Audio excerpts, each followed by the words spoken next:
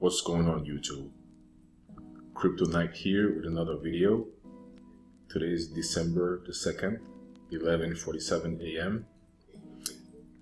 This video is for beginners, like folks who want to get started with Bitcoin and cryptocurrencies in general and need assistance to set up their Bitcoin wallet.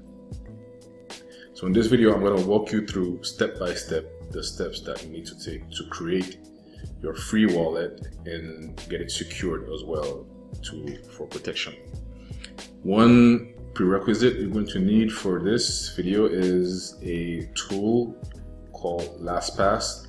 LastPass is a password manager, and I highly recommend it for managing the several sites that you're involved in online. So you don't have to remember each of the passwords that create for each of the sites. I mean, this tool can create the passwords for you and store them in a central repository. The only password you're going to need to remember is the main password that gives you access to the tool. And it has different versions, but the free version is highly sufficient for what we need to do here, because it gives you the password generator that we're going to need. It gives you access on all your devices as well, and it gives you multi-factor authentication, which is extremely important, and it gives you access to the LastPass authenticator, which is another important tool to have. Okay, so you need to have this set and configured before you go through this setup. If you have questions regarding LastPass, you can put them in a comment, and I might even create a video for it if needed, but it's pretty straightforward to get done. Now, to create the wallet, so we're going to use a wallet called blockchain.info. Blockchain.info is a online wallet. It provides good security features, even though it's not, the online wallets in general are not the most secure because of the fact that they're online, so they're exposed to hacks. But when you're dealing with cryptocurrencies, you're going to have different needs for them. For example, you might have different types of wallets. You have the online wallet, and then you have another type of wallet which is called a desktop wallet, which is installed on your computer. For example, this is the Exodus wallet. I'm not going to open it now. But the difference with the desktop wallet and the online wallet is that the desktop one is it's not online, it's on a computer. So the only way that it will be hacked is if someone hacks into your computer. Also, if they hack into your email, but I'll probably make another video to discuss about Exodus. And the third types of wallet are the hardware wallet. These are the most secure. One example is the Nano Ledger S wallet. Okay, so this is a hardware wallet the size of the USB stick, and this is one of the most secure hardware wallets that we have. There's another one called the Trezor. So look at it real quick, Trezor.io, which is another flavor of hardware wallet. Okay, so these you can use to store like your Bitcoins offline. These are for Bitcoins or other cryptocurrencies that you just want to store and you're not going to use on a daily basis. Okay, so you can have your online wallet for like day-to-day transactions if you want to spend your Bitcoins on, I don't know, if you want to buy stuff. So you keep a limited amount here, and the amount that you don't want to use, then you store it on your hardware, whether it's the Ledger or the Trezor. Okay, so let's go ahead and get started. To create a wallet, you click on get a free wallet, right? And it's going to bring you to a sign up page. where you're going to put your email and a password. So let's go ahead and put the email, gmail.com. Now for the password, this is where the LastPass comes handy. You click on this button here. As soon as you install the LastPass, you're going to have an extension on your browser. So this tool will be able to create a password for you. So you click on this button here, or the other way to access it, you can right click and click on and scroll down here, and you go to generate secure password. We're going to pick a password length of 100 characters, and we're gonna pick uppercase, lowercase, numbers, and symbols, because you want to make this password as complex as possible, okay? Because it will make the life of the hackers harder to crack this type of password. So you click on copy password, okay? And let's go back here, and then you're going to paste it here. Go to paste it as well, and we're going to click on I have read and agree to the terms of service. Obviously you're going to have to read the terms of service, but I already done that. So we'll click on continue. Okay, then it's creating the wallet. You can see the identifier here, and then it gets me into the wallet. Now get started. Now your wallet is created, and my LastPass should have picked up this site, but it hasn't done so yet. I will, this is the reason I saved the password, because I might have to manually create this. So let's wait and see. When I say save the password, I copied it on the clipboard, so I can, actually let me do this now. So we'll click on, let's click on sites, add site. Okay, so this is the URL, this is the name and the password. I will paste it here. The username will fill that later on. Okay, so let me click save. Okay. All right. So now the second thing we want to do is we're going to the security center. Click on security center, and we want to verify the email. So let's go to the email and see if we receive anything from blockchain. Okay, so we received this email, blockchain, welcome to my wallet, and you're gonna have to click on it. Will give you your wallet ID here, and you have to click on this to verify the email. So we click on it, and it should bring us back to the blockchain platform. Okay, success. Please return to your previous browser tab to see your wallet. Okay, so we go back here. So email is verified. Now, the backup phrase. This is extremely important. You have to write down your recovery phrase and place it somewhere secured. Okay.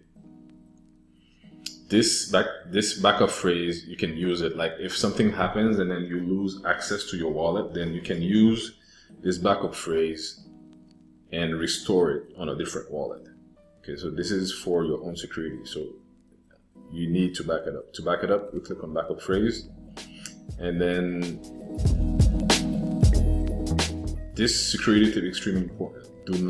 Do not store your recovery phrase on your computer online, because if you store it online and your computer gets hacked, then the hacker will get access to your recovery phrase and can recover that wallet on any other computer and get your funds. Okay. So here they said that they created a printable recovery sheet for you where you can write your recovery phrase. The way it looks is like this. So we'll click on it here. I downloaded it. Let me open it, and it will look like this. Okay. So the recovery phrase is a 12-word sequence. So you have to write them in sequence and make sure you don't make any mistake. Okay. So you click on next step. And these are the 4 first words. Let me write them down on the side.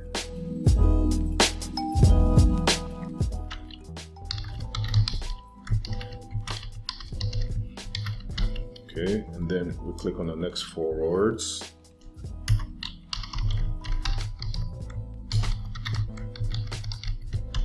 and then the next 4 words.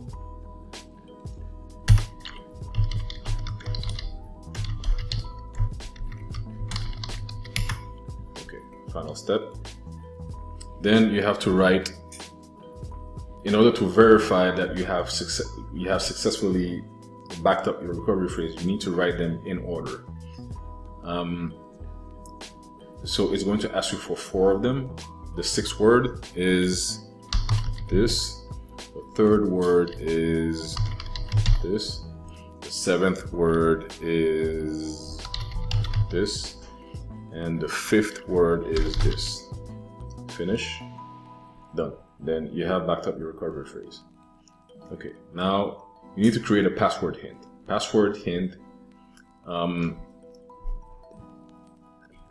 Well, this, if you had created your password, if you didn't use the LastPass tool to create your password, then you would need a hint to remember your password. But since we use the tool here, I'm gonna just put LastPass here, and then I'll know that I created with the LastPass tool.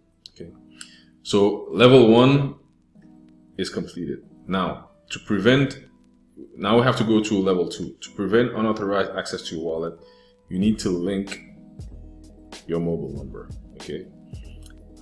The way it works is you have to type your mobile number here, and then you click save, and then it will send you a one-time password on your mobile. I did this for my main account. This is a dummy account I'm creating just for this exercise, so I'm not gonna link my number on a second LastPass account to create any, just in case it would create any issues. But let's go to the next step, which is the enables two-step authentication. Two-step authentication is extremely important in terms of security, not just for this site, but for any other site. Like any other site where you have critical information, then if there is an option to secure it with two-step verification, I highly encourage you to set it up. So to set it up, we click on enable. Okay. And then it asks you whether you want to use Google Authenticator or YubiKey, or if you to use your mobile number. I highly recommend not using your mobile number, but instead using your Google Authenticator. Why? Because hackers have a way of intercepting your, if you're doing an account recovery, say like you have an account and then you lost access to that account and you lost the password and you want to recover that account.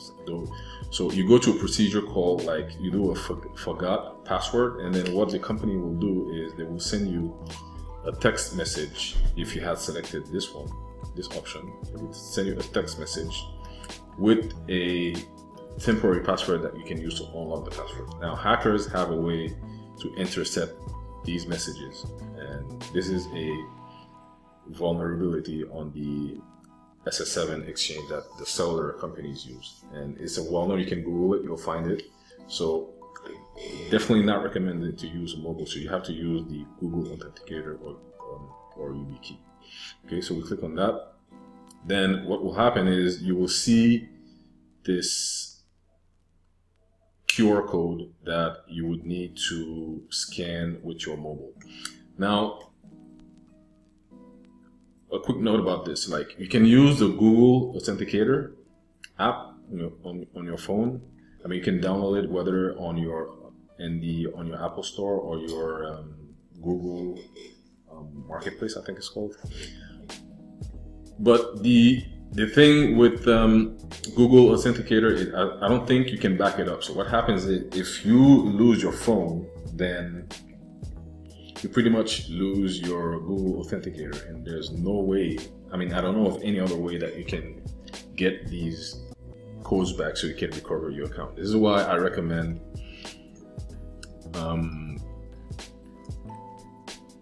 the LastPass tool, because it gives you access to they have their version of Authenticator. Let me see if I can find it so I can show it to you. LastPass Authenticator. Okay, so you can use this. There are other ones also. This is another one called Authy. But I've been using LastPass for a long time and I really like it. And so this is it. It does the same thing as the Google Authenticator. The advantage of using it is you can back up this authenticator. If you lose your phone, all you need to do is restore this app on another phone, and all your codes will be restored on that new phone. So this is why I recommend using something like LastPass Authenticator or the Authy. Okay, or YubiKey, I haven't used it, but I don't know how to use it. Okay, so you do this to enable your two-step verification. Okay, so you get this done, and then advanced security options to harden your wallet. So let's take a look at this. Block Tor request. Enable the following option to prevent IP addresses that are known to be part of the Tor anonymizing network from accessing your wallet. The Tor network is frequently used by hackers attempting to access blockchain users' wallets.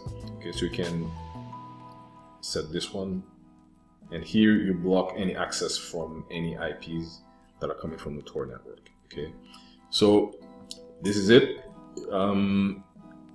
This is as easy as it gets to set up your wallet. Blockchain.info, so far I really like it. They recently added an Ether wallet, and to use it is pretty simple. If you want to receive Bitcoins, then you click on request, and then it gives you the option to select which currency you want to receive. If it's Bitcoin, then you set it as Bitcoin, and then you just copy the address. When you click copy, it's saved on the clipboard. And if you go to you provide this address to whoever is sending you the Bitcoin, and then they can send you the amount. If you want to send, you do the same thing. Click on send, and you paste the address where you're going to send the Bitcoins to. You put the amount here, and then you click on continue. It gives you the option of setting your transaction fee. Like if you set it to regular, it will take longer. If you set it to priority, then it will increase the fee a little bit just to accelerate the transaction. Let's go to the settings real quick. This is your wallet ID, and this is extremely important. You must not share this with anyone. And this is what I'm copying this so I can update the LastPass entry. This is what is going to be asked when you're logging into your wallet as the username. Okay, so you have to put it here, and then we save it. Okay, and you can also download the app on your phone. Like if you want to have the app on your phone, whether it's an iPhone or an Android app, so you can click on this to show the pairing code, and then you scan this. You download the app on your phone first, and you scan this, and this will create the wallet on your phone with the same balances and everything. So it's like it's syncing everything. Let's go to preferences. So email is verified, mobile is unverified because we didn't go through the setups. You have wallet language, local currency, Bitcoin unit, notifications. If you want to receive your notifications by email or SMS, you select it here. Themes, auto logout, you can set a 10-minute. By default, it's 10 minutes. You can change it if you want. Bitcoin links handling. Enable this will allow your blockchain wallet to handle Bitcoin payment links in the browser. This will make your experience more convenient.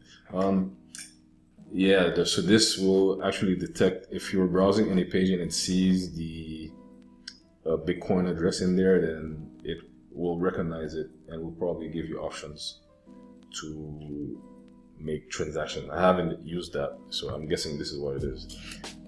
Security, you can see that let's see. So wallet security phrase is done. Wallet password is set.